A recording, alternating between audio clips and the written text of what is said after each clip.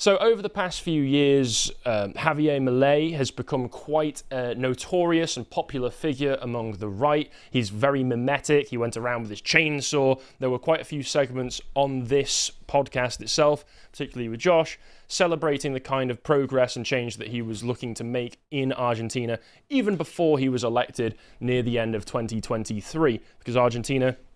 It only takes 5 minutes of looking into Argentina's history over the past 100 years to understand this place has been one disaster after another, more time spent under military dictatorship than under any kind of elected government. The most IMF bailouts of any country, which has taken up, according to some graphs that I have seen, 1/3 of all IMF bailouts since the IMF was established. And it's just a very difficult kind of problem to solve. At one point, it was actually projected to be a superpower. Yes. It was in like the 1980s, I think it was, if I'm right off the top of my head, because they've got the ability to have a very good economy, actually, and it is purely through economic mismanagement that this has happened. Yes, and Milei seems to offer a counter to that and a possible solution. A long-time economist, a free market libertarian, anarcho-capitalist by his own statements. He came out of nowhere from us in the West, although I'm aware that in Argentina he was already well established as a firebrand economist who went on lots of talk shows, had lots of talking points. We saw lots of clips of him calling out what he was referring to in the subtitles, I don't know if this is an accurate description, as shit leftards, and saying how they destroy everything, so they need to be destroyed. And initially, after he was elected, he had some really great results. We saw that he was shutting down a lot of unnecessary government waste. There are a number of videos that you can always check out about how the economy was starting to turn around. It went from, for instance, having a huge deficit to suddenly, by the end of 2024, as a result of economic policies that he had put in that really cut spending, fired like thousands of government employees. They'd gone from a massive deficit to actually having a fiscal surplus for the first time in 123 years.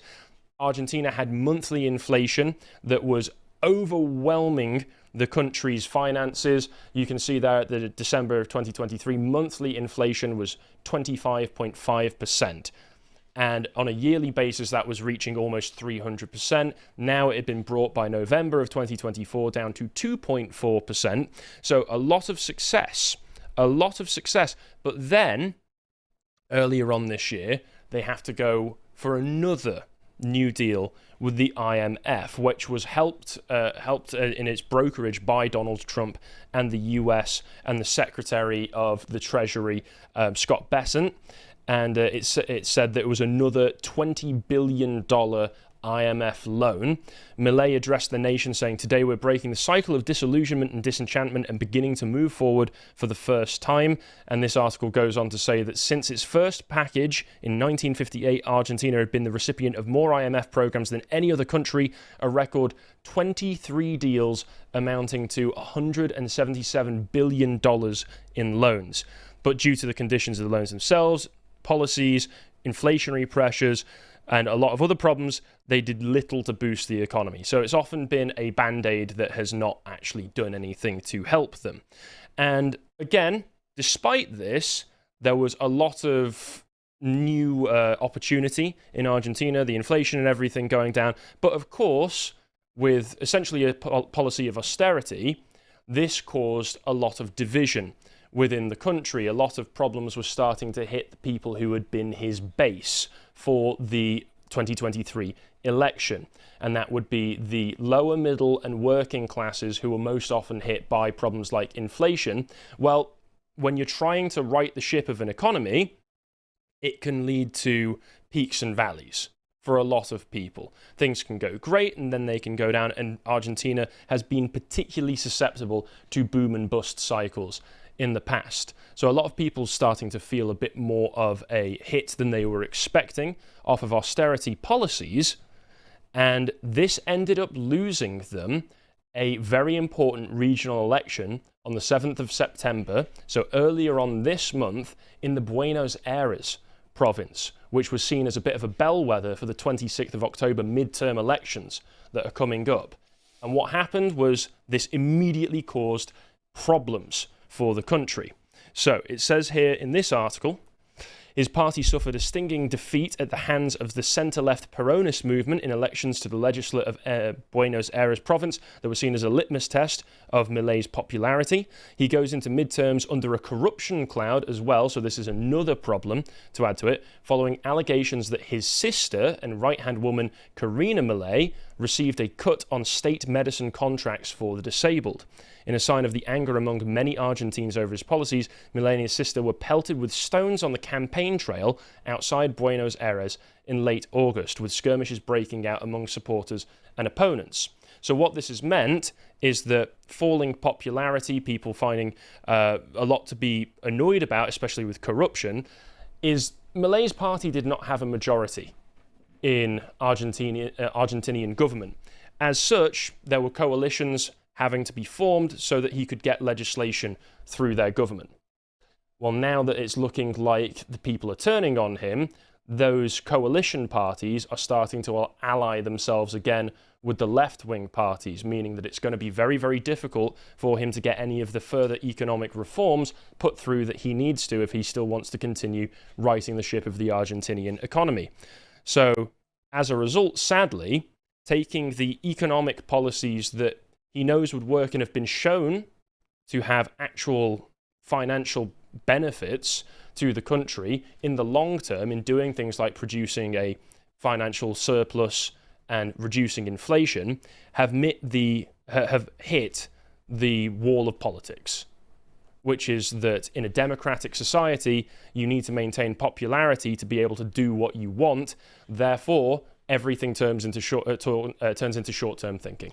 The way I like to characterise the economics of these sorts of situations, as I've spent an inordinate amount of time thinking about how we can wean down the state, because I think most Western governments and even Latin American ones are massively oversized, and it's sort of like you're dealing with an obese person, trying to get them to run a marathon. Right? Ideally, you want their body to be as efficient as possible, but the process from getting them to be obese to being, fighting fit, is going to be very, very painful. It's not going to be very nice for that individual. And they're going to dislike you for it. Exactly. And so it makes democracy particularly bad if you really want to fix a country.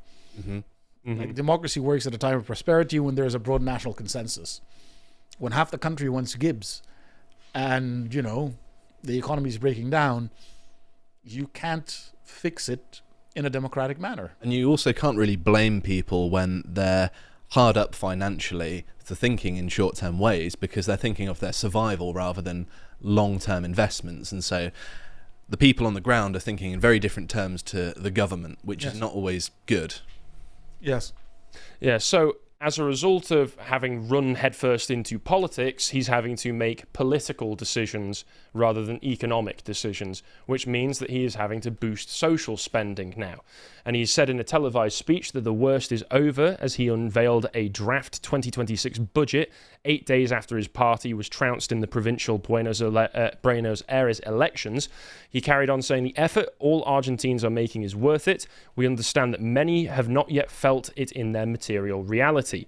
He carried on to say that Rome wasn't built in a day, but he did say that his dedication to spending cuts and balancing the budget was non-negotiable. Despite that, again, so what he said was in these new budgets that he would increase pension spending by 5%, healthcare by 17%, education by 8%, and disability pensions by 5% above inflation. So he is making a bit of a turnaround on some of those economic policies of austerity and frugal spending that were going to continue to help Argentina. As well as that, other problems have meant that he has now gone into negotiations, very advanced negotiations supposedly, over another loan from the US, because already that $20 billion loan from the IMF has already, I think, had about 14 billion cut into it. Wow. Because they have huge debt repayments that they need to make every single year. So in this article, it says that there was an interview with Milei where he said that we understood that this year was going to be very complicated. We'd already started developing strategies to cover payments for Argentina next year, which are $4 billion in January and $4.5 billion in July. So we've been working those negotiations take time, but it's until it's confirmed, we're not making any announcements. We're working hard. We're very advanced, and it's a matter of time too. So he's trying to remain optimistic, but that's almost $9 billion need to be paid by the middle of next year when they already have a very, very low level of US dollar reserves left in their central bank. So if I had a time machine, I really would go back and find the works of John Maynard Keynes and just burn them all, because look at the destruction that it's done to the Western world. This deficit spending. Borrow now, exactly. Pay back later, but I'll be dead later. It's a disaster. It's such short-term thinking. It's that this country has permanently been in a debt trap.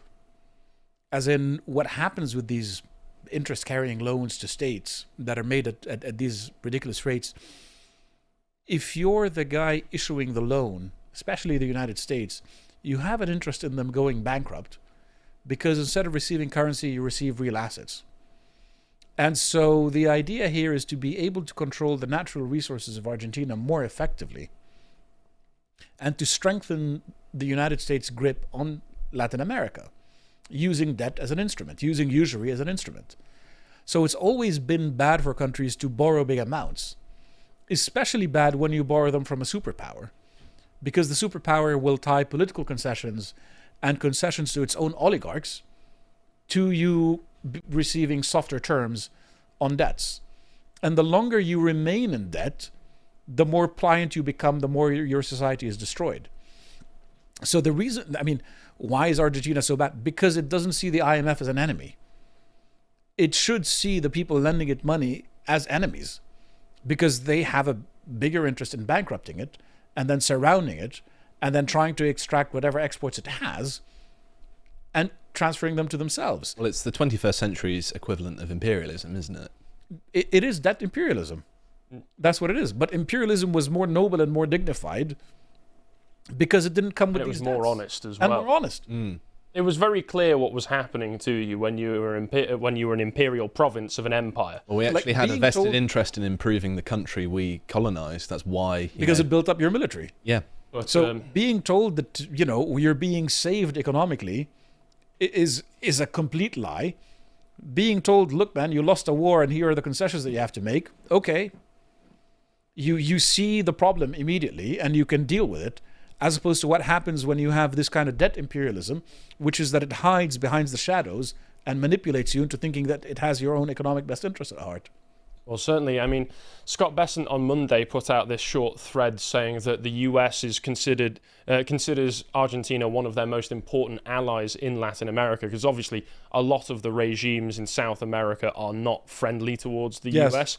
Milei is very friendly towards the US, sees Donald Trump as somebody that he wants to style himself after.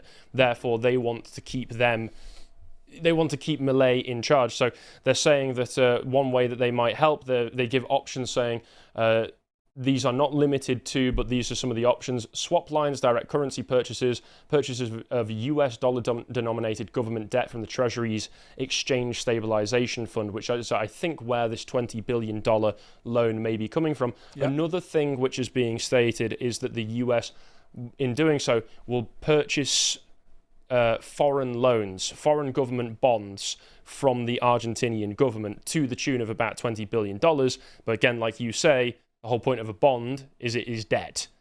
And the Argentinian government will at some point have to face down repaying that again. So this, like always happens with debt-based government schemes, will be kicking the can down the line. And somebody will have to pick it up again. If Milei's lucky, it will be him having to renegotiate terms when those debt repayments come in. If not, it might have to be some other socialist-style Argentinian government who are not going to be as friendly towards the Trump regime. His main rivals, the Peronists, were the people that created this crisis in the first place, so they're not going to fix it, are they? No, they certainly won't. But what's some of the other reasons why all of this has happened? Well, this is quite a decent Financial Times article.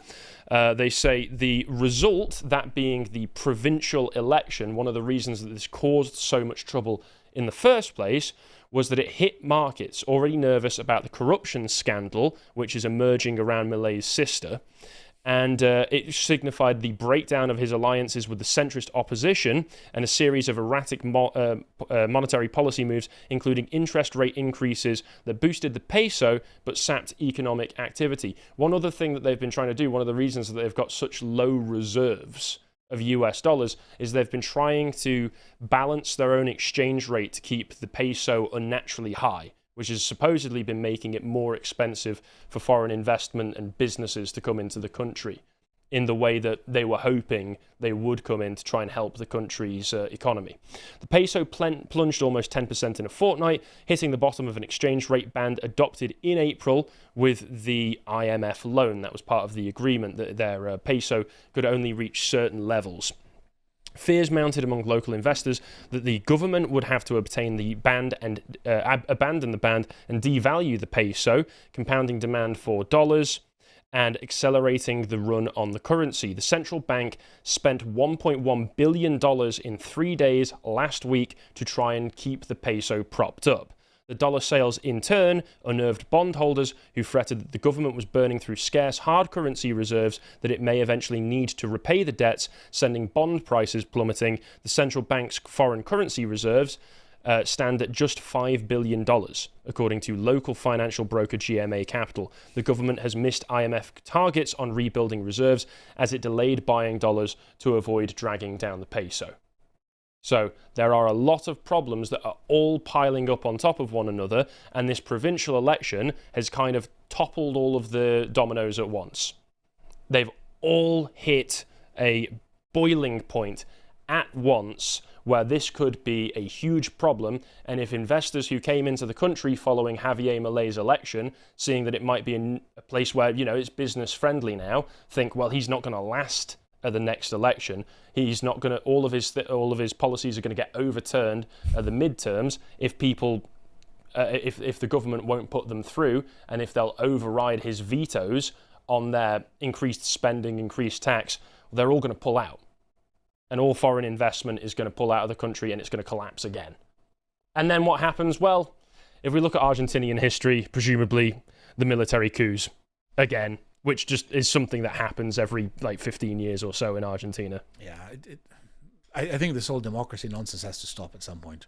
Yeah, if this is... Especially when it comes to proportional representation. Especially toxic is proportional representation. It's just destructive. Yeah, but again, negotiations are ongoing. Donald Trump has put his full weight of a full endorsement behind Javier Milei at the UN. So he did that. They're negotiating, so we'll see what ends up being the end result of those international loan negotiations. But what is the one thing that a Argentinian president who's currently facing unpopularity, what is there one thing that he can do to try and get some kind of popular support behind him? Well, he can lay claim to the fucking Falklands again. Stop it. I hope he fails. You lost. Every single time you have lost on this. So sort your own finances out however you can and leave the Falklands alone. All right? This is your last warning. We don't want to have to do it again. We've only got better and stronger since last time, and you've only got weaker, so... Your economy is already about to collapse. The question that you have to ask yourself is, does someone like Keir Starmer have the political will to defend the Falklands? Don't want to let him know about anything like that, so we just maintain a strong front, Firas. It's all right. At this rate, a bunch of lads in a few dinghies can just drive over there and fight off the people with water pistols, because that's all the Argentines can afford. Yeah. If you would like to watch the full uncut version that is also uncensored, head on over to lotuseaters.com to find out more.